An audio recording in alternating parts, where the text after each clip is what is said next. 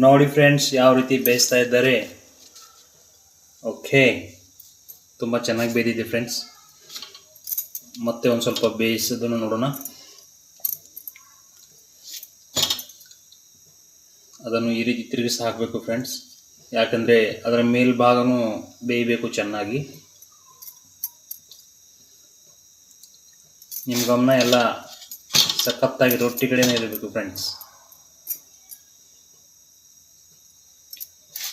ತುಂಬ ಚೆನ್ನಾಗಿ ಬಂದಿದೆ, ಸಖತ್ತಾಗಿ ಬೇಯ್ತಾ ಇದೆ. ನಮ್ಮ ಬಿಸಿ ಬಿಸಿ ಜೋಳದ ರೊಟ್ಟಿ ರೆಡಿ ಆಗಿದೆ ಫ್ರೆಂಡ್ಸ್. ಇನ್ನು ಕೆಲವೇ ಕ್ಷಣದಲ್ಲಿ